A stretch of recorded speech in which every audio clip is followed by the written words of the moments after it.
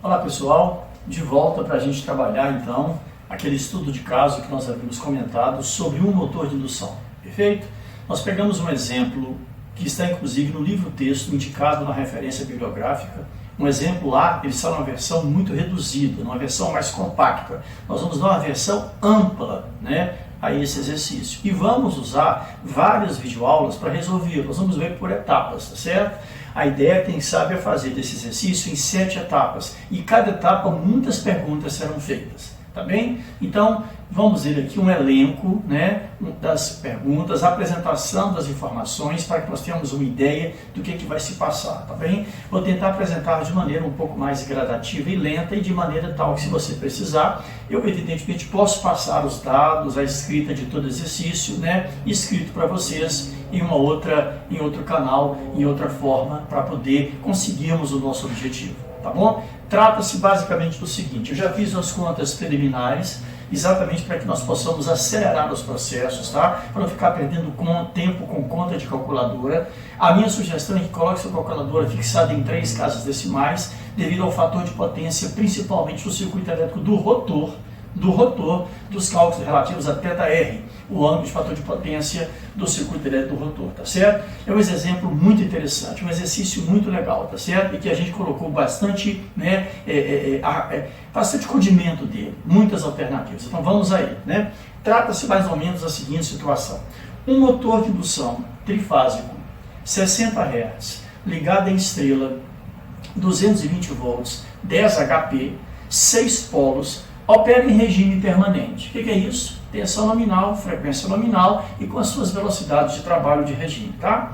As suas perdas a vazio, as perdas magnéticas mais exaltacionais, elas valem 410 watts, independentemente da carga que esse motor toca, tá certo? Os dados relativos ao seu circuito equivalente são os seguintes, todos em ohms por fase, já relativos ao estator. Então aqui vale a pena a gente representar. Resistência elétrica do estator, 0,294, naturalmente ohms por fase. Resistência elétrica do rotor, R2, 0,144, ohms por fase. Reatância de dispersão do estator, X1, 0,503, ohms por fase. Reatância de dispersão do rotor, não esqueçam, todas as grandezas referidas ao estator, 0,209. E observem a reatância magnetizante, gente. Observe a influência do gap, do entreferro, nos dados relativos ao circuito equivalente do motor de indução, 13,25 ohms por fase. Então, esses são os dados relativos ao circuito equivalente deste motor. Insisto, todas as grandezas já estão referidas ao circuito estatório, principalmente essa aqui, reatância de dispersão do rotor. Perfeito? Essas são as condições. Pois muito bem, vamos para a parte A, que é o objetivo dessa videoaula, tá bem? Desse nosso encontro de hoje, dessa nossa conversa. Na parte A, nós vamos partir do seguinte pressuposto: vamos admitir que esse motor está operando com escorregamento de 2%. Então, escorregamento de 2%. O que, evidentemente, equivale a um S de 0,02. Perfeito? Tá? Então, nessa condição, com esse motor operando com um S de 2%, calcule, por gentileza, a corrente do estator, o I1, a corrente do rotor, o I2, a corrente magnetizante, o IM, a potência de saída, o carregamento, ou seja, quantos por cento da potência de placa dos 10 HP esse motor vai consumir nessa condição de carga, para esse eixo de 2%, além do rendimento e do conjugado. Perfeito? Então observem que a tarefa é interessante e a proposta é ousada. Tá? Então o que eu quero nessa parte A? Calcular as 3 correntes I1, 2 e IM, tá? E na sequência a potência de saída, o carregamento da máquina, o rendimento e o conjugado. Perfeito? Senhores, quando se fala em corrente, nem precisa dizer isso. Trata-se de um circuito de corrente alternada. Corrente aqui, sem ângulo, não quer dizer absolutamente nada. Quando eu falo calcular a corrente, pressupõe-se o quê? Corrente em ângulo e fase. Além do fato de que por que não calcular também a velocidade do motor? O momento é muito oportuno para isso, tá bem? Então vamos aproveitar essa situação e bater um papo com o exercício, dialogar com o exercício, tá certo? Ver o que ele traz de interessante, né? Comentar os valores encontrados. Eu tenho dito muito para vocês dos últimos módulos, principalmente em engenharia e em máquinas elétricas, principalmente, número tem alma, número tem significado, e isso é muito importante. Não vai ser qualquer valor que vai nos atender e vai resolver a questão aqui, não. Vamos fazer o cálculo, evidentemente, mas vamos ver se o resultado encontrado é mais ou menos coerente, é compatível, primeiro, com essa máquina e com a sua condição de carga. Perfeito? Então, se eventualmente a gente perceber que ficaremos com um vídeo muito longo ainda na parte A, eu não teria o menor constrangimento em encerrar, né, na metade dessa parte A e propor para vocês um outro vídeo completando essa segunda parte. Não vou perder essa chance de ouro para fazer um trabalho bacana, consistente, conciso, pragmático com vocês, até para que eu possa ajudá-los em situações a posteriori de acionamentos e especificação de motores. O momento é oportuno e a oportunidade é rara, perfeito? Então vamos com calma e com tranquilidade. Mesmo porque aprender a fazer com esse, fará com qualquer um outro, porque é exatamente do mesmo jeito que se faz, é exatamente da mesma forma que se trabalha. Perfeito? Combinado? Então, primeira coisa a ser feita, vamos aqui desenhar o circuito equivalente do motor, só para a gente revisar isso. Então tá lá, malha de entrada, a resistência do estator e a sua reatância de dispersão, tá? A reatância magnetizante, chamando a atenção que se trata de uma reatância pura, tá? E, é claro, a reatância de dispersão do circuito rotórico, referido ao estator, e, claro, a presença e a influência da carga associada ao escorregamento sobre a resistência rotórica da máquina, com a tensão de entrada V1 sendo aplicada ao dispositivo do motor. Temos aqui uma corrente I1 de entrada e nesse nó, muito importante, temos a presença da corrente magnetizante e da corrente 2 nesse sentido aqui. Claro que nesse nó, lei de Kirchhoff dos nós, atenção para isso aqui, atenção para isso aqui, atenção para isso aqui, a soma vetorial da corrente 1 tem que ser igual a quem? A soma vetorial da corrente magnetizante, mais a corrente 2. Por quê? Olha, erros muito grotescos são comentados aqui, cometidos aqui. Não se pode fazer uma soma dessa de maneira escalar, em hipótese nenhuma. Perfeito? Combinado? Então, vamos lá. Muito bem. Apresentadas as condições, o cabeçalho foi dado, é um motor de 220 volts, 6 polos, 60 Hz, só para a gente já ter como referência, 1 HP equivale a 746 watts, perfeito? Só para termos essa informação, tá legal? Olha o valor da reatância magnetizante, tá? Então, na parte A desse exercício, foi feita uma série de perguntas relativas a esse escorregamento. Vamos à primeira delas, que eu até sugeri ao final. Qual será a velocidade desse motor operando com esse escorregamento? Antes, porém, lembra que eu disse bater um papo com o exercício, dialogar com o motor, né? Se envolver com ele, perceber a situação? Pergunto eu, esse motor com 2% de escorregamento estaria operando a vazio?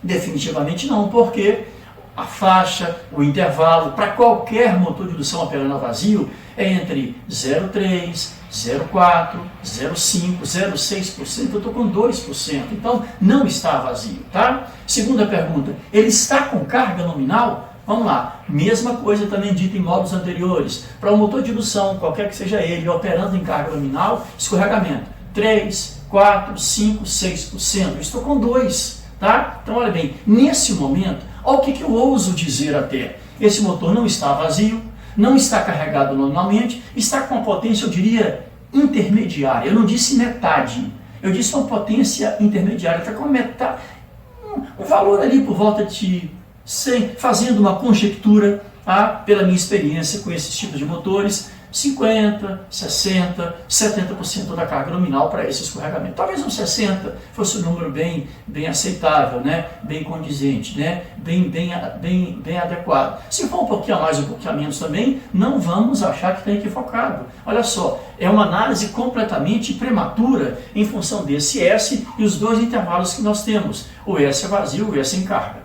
Perfeito? Tá bom? Então a nossa expectativa é uma potência, um carregamento intermediário. E em função disso, se esse motor não está na sua potência nominal, é previsível que o fator de potência dele, como um todo, do motor como um todo, não será muito ruim, não será horroroso, mas também não será um fator de potência muito bom, não será aquela Brastemp. Tá? Isso porque se esse motor estiver operando por 60% da sua potência nominal, ele estará em condição de subdimensionamento. E tem sido aquilo que nós mais temos comentado com vocês aqui, que motores subdimensionados acabam reduzindo o seu fator de potência e com isso levando o fator de potência da planta para um patamar inferior, tá? Perfeito? Olha quanta coisa interessante pode se discutir a priori só observando informação como essa. É claro que isso demanda experiência, demanda conhecimento, demanda uma revisitar várias vezes aquelas informações anteriores para que os valores, repito, insisto nisso,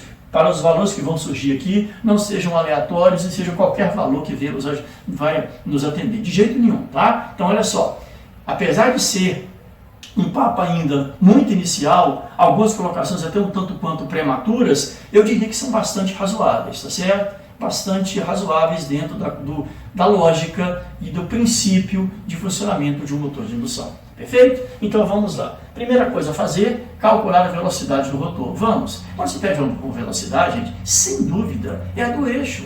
Por quê? Se essa máquina tem 6 polos, opera no sistema 60 Hz, ele tem um campo magnético girante de 1.200 RPM. De onde eu tirei esse valor? RPM é 120F sobre P, 120 vezes 60 sobre 6. Então vai ter um campo girante de 1.200 RPM. Esse valor é síncrono, é clássico, é ortodoxo. Seguramente não é essa velocidade almejada. Eu quero o valor de N2. Então aí, como é que eu chego no valor de N2? Que tal isso aqui? A velocidade mecânica do rotor sempre será um percentual da velocidade de campo girante. Olha lá, como uma luva, esperando que você faça a operação. Logo, N1, 1.200 RPM, que multiplica 1 menos 0,02, tá certo? Então, realizando essa continha, eu já tomei liberdade de fazer isso aqui para vocês, como eu falei, para acelerar um pouco os nossos trabalhos, uma velocidade de 1.176 RPM. Tá ok? Tá? Fixei minha calculadora em 3 casas decimais. Agora, não vamos ficar aqui discutindo aproximações da segunda ou terceira casa, tá bom? O bom senso sempre deve imperar. Há uma diferença imensa entre erro conceitual no valor encontrado, mesmo que matematicamente próximo, e uma aproximação de calculadora, tá? Então ficaremos muito atentos com relação a isso aí. Então tá aí a nossa velocidade. N2 igual a 1.176 RPM. Perfeito, tá? Muito bom. Parte importantíssima dessa etapa do cálculo. Valor do I1. Eu quero calcular a corrente I1. Então, cálculo de I1. Perfeito? Ok? Sabe qual estratégia eu vou usar? Aquela mesma, muito parecida ao cálculo relativo à Thevenin.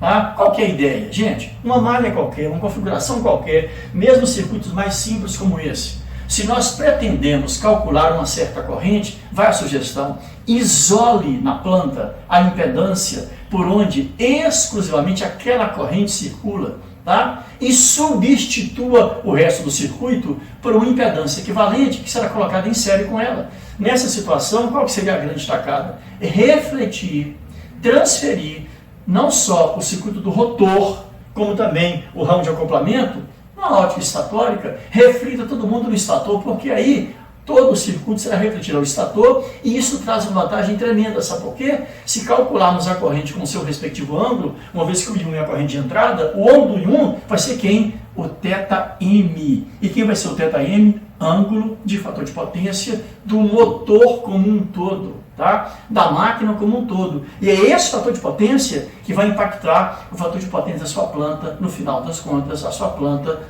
no frigir dos ovos. Então, essa estratégia aqui se mostra muito interessante. Eu disse a vocês que seria um procedimento longo, às vezes um pouco repetitivo, tá? Mas seguro, tá? Pragmático, principalmente para quem está começando as suas excursões no ambiente do motor de indução. Perfeito? Então, vamos fazer isso? Eu vou então separar a impedância por onde apenas I1 circula, que é exatamente quem? A impedância do estator, e sendo assim, nós preservamos a malha de entrada e, consequentemente, a corrente que alimenta a malha como um todo, que é exatamente a corrente 1. A ideia é substituir o que está né, a jusante desses terminais em única impedância equivalente, que seria quem? Quando a corrente 1 chega nesse nó, ela se divide em 2 em M. Então, senhores, para a malha de entrada, a quantas anda a impedância do rotor em relação à impedância do ramo de acoplamento via interferro, inclusive? Ora, seguramente ambas estão em paralelo. Então, a ideia é juntar as duas, encontrar o equivalente de ambas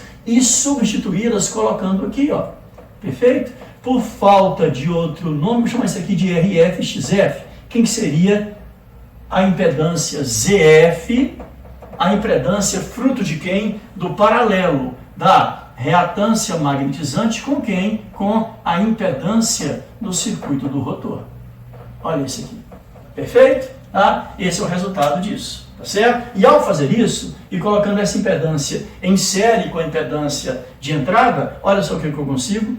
Que a mesma corrente que passa por aqui acaba passando em ambas vezes. Porque se essa impedância ZF é o resultado da equivalente rotor-circuito de acoplamento, seguramente eu somo I2 com IM. Ora, I2 com IM é 1. O circuito se transforma numa lei de Ohm, com duas impedâncias em série, e aí calcular a corrente é um exercício realmente bastante tranquilo de ser executado. Tá legal? Então a ideia é fazer isso aqui. Perfeito? Só que, nesse momento, surge uma outra questão que eu vou chamar a sua atenção. Olha o termo R2 sobre S. Qual o valor da resistência rotórica? 144 miliohms. 144 miliohms. Né? Então, seria algo de resistência muito pequeno. Nessa discussão, e mesmo na apresentação preliminar desse exercício, talvez você tenha ficado com uma pulga atrás da orelha. Como? Ora, Marcos, como é que pode um circuito de resistências na casa de 300 miliohms, 150 miliohms, tá certo? Em algum momento apresentar um fator de potência sequer razoável, com uma reatância, por exemplo, na casa de 13,25 ohms por fase? A diferença é absurda, a diferença é abissal, tá? Como é que pode, sem falar das outras reatâncias em jogo, a dispersão do estator e do rotor, como pode um circuito com esse nível de reatância apresentar, em relação à resistência, apresentar fator de potência sequer razoável? Observe a influência da carga sobre o circuito equivalente do motor de indução. Eu tenho dito isso demais com vocês em módulos anteriores. Não podem esquecer, essa máquina agora é um equipamento rotativo. Então, a carga se manifesta sob duas perspectivas. A elétrica, que é um pool de impedâncias, evidentemente, e a mecânica, que é o quê? Que é um peso que você agrega ao eixo do motor. E esse peso vai ter ação direta sobre quem? Naturalmente sobre N2. E olha o efeito, olha a influência desse peso, desse N2, na impedância elétrica da máquina como um todo. Olha o que vai acontecer com o valor de R2, né, quando ele vem, então, submetido ao efeito, impregnada pela presença, ou impregnado pela presença da carga. Olha isso aqui. Então, nessa situação, R2 sobre S, teremos o quê? 0,144 sobre 0,02. Resultado. Está aqui, ó, na minha conta que eu adiantei para facilitar para nós. 7,2 ohms por fase. Quer dizer, uma resistência que era de 150 miliohms, não chegava a isso, ela passa a ser 7,2 ohms por fase, seguramente aí sim, tentando fazer pelo menos um pouco mais de presença em relação aos 13,25 que é a reatância magnetizante. Quer dizer, não fosse a influência do escorregamento sobre essa resistência, esse circuito é um fator de potência horroroso em toda e qualquer circunstância. Perfeito? E isso, para um bom observador, se a resistência rotórica vai para essa magnitude, quando a sua reatância de dispersão fica nesse valor, você percebe que se deixar o rotor sozinho, né, com a escorregamento dessa ordem de grandeza, pelas unidades mecânicas muito elevadas, o fator de potência do rotor, qual a nossa expectativa? 0,99 tranquilamente. Isso aí dá quase um circuito puramente resistivo. Perfeito? Agora, quando você joga na máquina como um todo, é preciso perceber a quantas anda o IM, porque o IM é uma corrente quase que puramente indutiva. Afinal de contas, XM se comporta aqui como uma reatância pura. Tá legal? Eu estou fazendo questão de discutir, nem estou preocupado com muita conta hoje não. Estou fazendo um aquecimento de vestiário, né? Uma preleção sobre esse exercício. Isso talvez seja até muito mais importante do que os cálculos propriamente ditos, certo? Os cálculos vão vir apenas ratificar ou não essas nossas colocações, ok? Vamos em frente. Então, sendo assim, essa nossa impedância ZF seria quem então? Vamos fazer isso aqui. JXM, J 13,25 em paralelo com quem? Olha isso, 7,2 mais J 0,209. Ok? Senhores, fazendo essa operação aqui com a sua calculadora, que faz isso no piscar de olhos, tá certo? Então, a impedância final vai ter o seguinte valor para nós, tá legal? Você vai fazer isso com a sua calculadora, faz isso rapidamente, né? Então, vamos encontrar aqui o valor dessa impedância final. 5,41 mais J 3,11, tá? Olha só isso aqui, J 3,11, perdão, mais J 3,11. Esse é o valor da impedância final, resultado de quem? Do paralelo do rotor com a reatância magnetizante. Talvez o final, essa impedância final tenha ficado com um termo ruim, mas já foi, deixemos aí. O importante é saber o que ela significa, tá? Observe que eu estou fazendo questão de usar essa impedância com a cor em azul para chamar a sua atenção. Você se pergunta, chamar a atenção de quê? Então vamos em frente. Uma vez calculada essa impedância final, ela está aqui, ela entra em série com a impedância do estator. Tá? Então o que fazer? Lei de Ohm. Se o objetivo é calcular o I1, gente, olha só, com essa impedância final calculada e percebendo a praticidade e o porquê disso, como é que eu resolvo o exercício desse? Ora, sem a menor dúvida, V1 vai ser igual a quem? A I1 vezes uma impedância equivalente. A pergunta que se faz agora é o seguinte: qual será e quem será essa impedância equivalente? Olha bem, duas impedâncias em série. Então, quem seria essa impedância equivalente aqui, se não, olha o que eu vou fazer. Em preto, resistência do estator mais a resistência final da impedância, né, de transição, mais J, X1, reatância de dispersão do estator, mais a reatância final, fruto da reatância de transição. Perfeito? Então a impedância equivalente será quem? Será o valor de R1 0,294, aqui, tá? Mais, atenção para isso, mais o valor da resistência final 5,41, mais J X1 0,503, tá aqui, né? Mais o valor da reatância final 3,11. Perfeito? Gostaria que você ficasse bastante atento a essas informações aqui, a esses valores, tá bem? Resultado, fazendo essa soma com a sua calculadora, tá? O que você fará com extrema eficiência, a impedância equivalente na forma polar será então 5,70 mais J, aliás, na forma retangular ainda, 3,61, o que na forma polar vai indicar uma impedância equivalente de 6,75. Atenção para isso aqui, com um ângulo de 32,4 ohms por fase. Olha isso, tá? A nossa impedância equivalente na forma retangular e na forma polar, tá? Por que eu dou muita importância a essa forma de trabalho?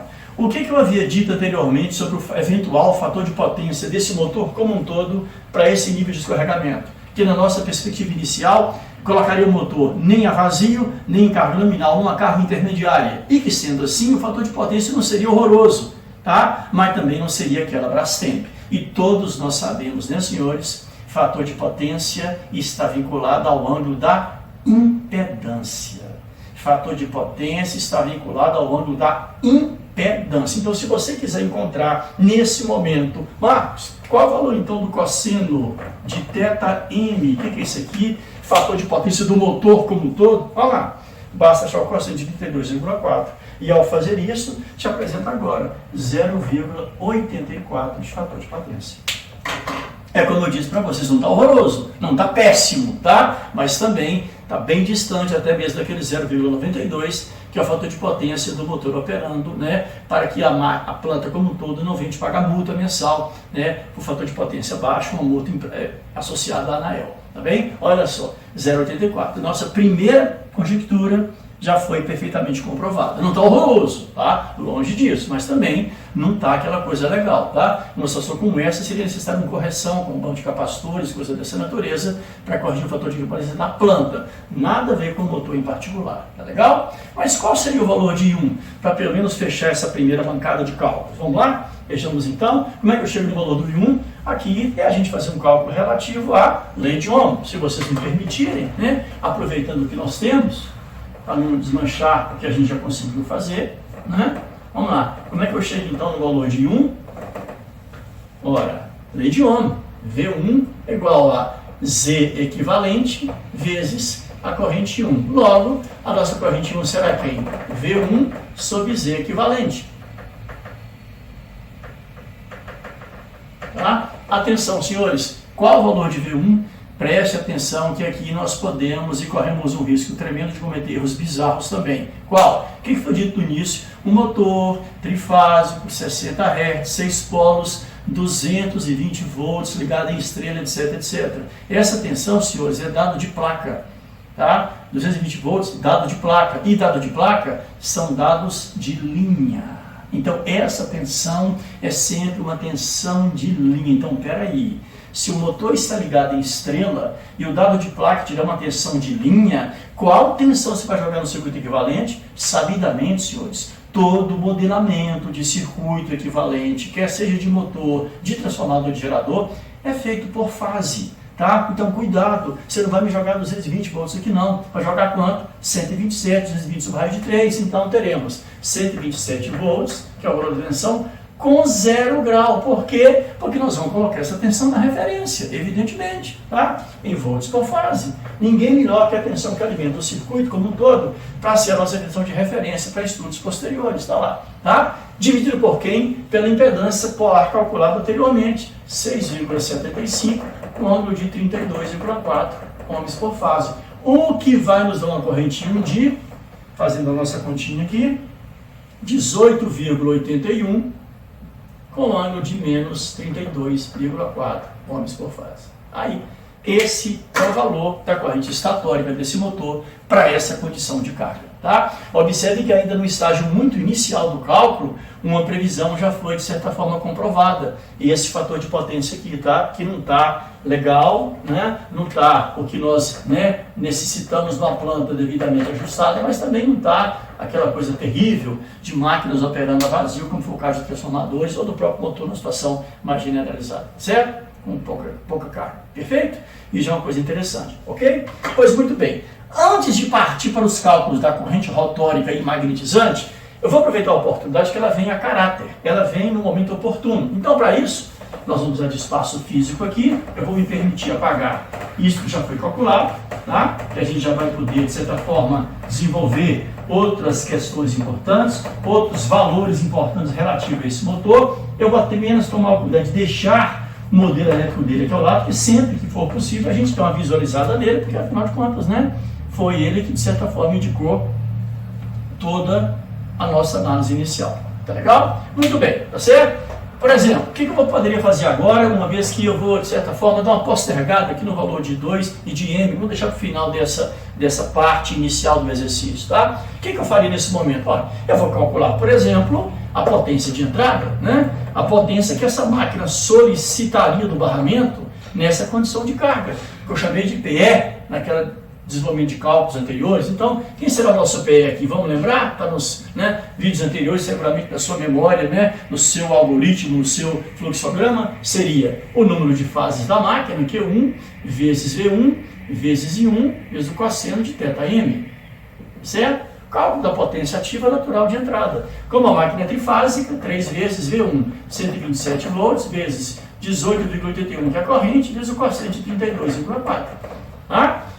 Nós não havíamos dito aqui que esse motor estaria com uma carga mais ou menos intermediária, que não estaria carregado nominalmente? Vê que coisa interessante? Fazendo essas continhas aqui, que eu tomei a liberdade de fazer também com a minha calculadora aqui, chegaremos em 6.051 watts aproximadamente, tá bom? Não estou preocupado aqui com 1 volt a mais, 1 watt a mais, 2 watts a menos, né? Isso é questão de arredondamento de calculadora, tá? O que eu quis dizer com esse valor de entrada agora que vai nos ajudar a checar situações anteriores? Eu não disse a vocês que esse motor não está carregado nominalmente? Ora, qual que é a potência nominal dele? Dado de placa, PS, 10 HP, e nós sabemos que o dado de placa é o PS, potência líquida, filtrada na ponta do eixo, prontinho para virar conjugado. Espera ainda, se esse motor tem 10 HP de PS, e se 1 HP é 746 watts, 10 HP são 7.460 na ponta do eixo líquido filtrado. Espera ainda, eu estou com 6.050 de PE. Ainda falta fazer uma série de perdas. Então isso mostra o que? Eu de fato não estou desenvolvendo 7.460 na ponta do eixo, na medida em que eu estou consumindo como um todo 6.051 watts. Quer ver? De cara, quando eu entro no circuito do motor, o que eu encontro? Resistência estatórica, ou seja, perda no cobre do estator, Q1 vezes R1 vezes I1 ao quadrado. Olha isso aqui, 3 vezes resistência do estator, 0,294 vezes 18,81 ao quadrado. Tá? Fazendo essa continha, qual seria então o valor das perdas no cobre do estator desta máquina, né? Nessa condição de trabalho? Muito bem, fazendo essa continha aqui, aproximadamente 312 watts. Então olha bem, dos 651 que esse motor consome da barra, 312 já ficam vinculados aonde? De efeito Joule em cima da resistência do estator, já está sobrando menos. Para quem?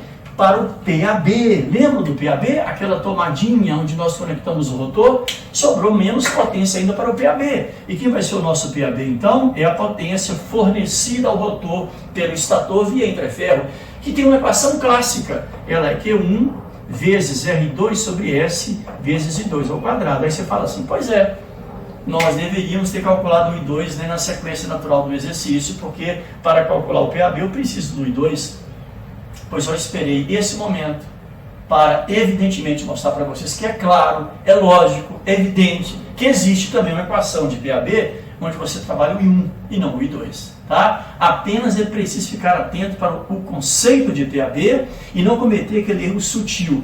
Infelizmente eu apaguei o quadro por uma questão de espaço, mas eu estou com os valores aqui e você pode mantê-los aí no seu glossário, na sua memória de valores, tá certo? Então preste atenção. Vou manter as cores do pincel.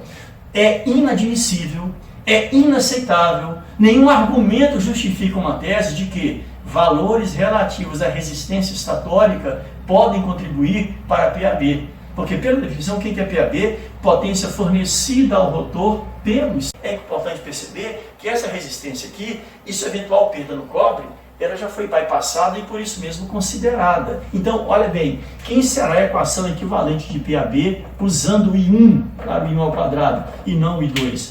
Olha quem está aqui. E muita atenção a esse valor. Fiz questão de colocá-lo em azul.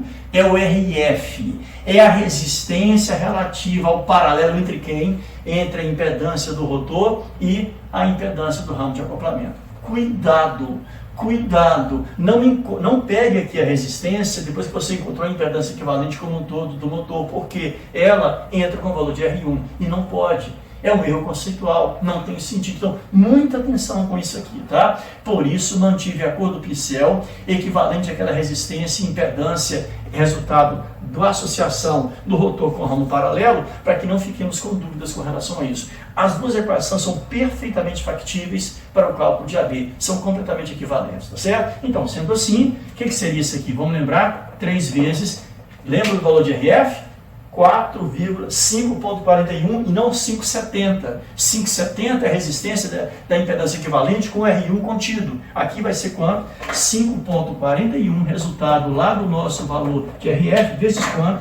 Vezes 18,81 ao quadrado. Então, fazendo essa conta aí, tá? Chegaremos no valor de 5.742,4 watts aproximadamente, tá? Esse é o valor da nossa potência PAB.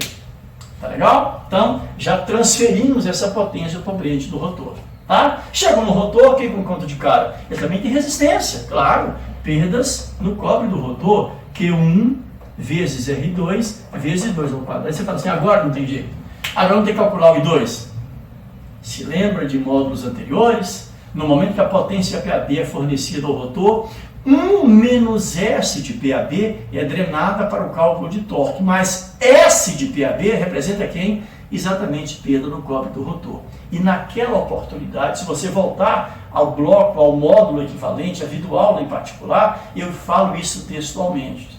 Essa expressão é importante porque ela nos dá uma condição única. Qual? Às vezes, calcular perdas no cobre do circuito sem conhecer de fato a sua corrente. É o caso. Então, eu posso colocar isso aqui, S de PAB, mas evidentemente é o momento para isso. Então, qual é o valor de S? 0,02 vezes o PAB, que é 5.742,4 742,4 watts. Tá? Isso aqui vai me dar uma perda no cobre de aproximadamente 114,8 watts. Essa é a perda no cobre do circuito do rotor da máquina. Tá? Então, e agora? Se isso, SPAB, é perda no cobre, a potência útil, aquela que vai ser disponibilizada para o cálculo de torque, é quem? É PAB, que multiplica 1 menos S. Ou seja, 5.742,4 vezes 1 menos 0,02. Fazendo essa continha, chegaremos ao valor de 5.627,1 watts, 2 watts aproximadamente. Ou, se você preferir, o que o rotor recebeu, menos o que ele perde, em termos do cobre. Evidentemente que é a mesma coisa, tá bom? Esse momento agora é de fechar o exercício, tá? Porque esse é o PU. O PU não é ainda a potência na ponta do eixo. Quem será o nosso PS? A potência de saída, aquela que de fato o motor vai transformar em conjugado. É o nosso PU menos as perdas a vazio, que ainda não foram consideradas, e a gente, desde aquele modo anterior, nós deixamos para compensar essa perda estrategicamente no momento mais oportuno. Então vamos lá, 5.627,2 menos 410 watts. Fazendo essa continha aí, chegaremos numa potência de saída de 5.217 watts. Então olha que valor importante, senhores. Nesse momento, esse motor, com escorregamento de 2%, tá? Me dá uma potência de saída. Essa aqui é que está prontinha, líquida, no jeito para se transformar em torque na ponta do eixo. E antes de fechar esse módulo, que eu vou encerrá-lo agora para não ficar muito longo, eu nem terminei a primeira parte, uma questão muito importante. Qual o carregamento desse motor? Lembram? Outra previsão nossa, tá? Que já se mostrou até muito correta com esse fator de potência. Esse motor não está vazio, não está carregado nominalmente, está com uma carga mais ou menos ali intermediária. Vamos checar isso? Como é que eu faço isso? Não existe cálculo mais simples. Não existe cálculo mais simples. Ora, olha isso. Se um HP representa 746 watts, então 5.217 watts representam quantos HP? Essa é a pergunta. Fazendo essa regrinha de 3, nós teremos então o equivalente a 7 HP. Ora bolas, se para esse escorregamento eu tenho 7 HP na ponta do eixo, 5.217 watts, qual que é a potência do motor? Não são 10? Ora, se eu estou com 7 para 10 representa quanto? Opa, que beleza! Então significa que estamos com 70% de carga em relação à carga nominal. Tá certo? Olha, gente, vou falar uma coisa aqui, por desencargo de consciência, tá? Esse 7 aqui, deu 7 HP, é 70%, meu Deus. 7 HP, nesse caso, representa 70% de 10. Por isso que o motor está com 70% da sua carga nominal, e isso comprova toda aquela tese inicial que nós começamos a apresentar antes de fecharmos ou começarmos os cálculos propriamente ditos, tá certo? Falta ainda calcular o rendimento nessa condição e chegar no nível de conjugado que essa máquina apresenta. Mas como eu quero sempre fazer isso com calma, conversando e discutindo com vocês, deixaremos isso para um próximo módulo, para que vocês possam, observar o que foi feito, raciocinar a situação e caminharmos em frente aí, ok? Obrigado, um abraço, até o próximo encontro, saúde e paz.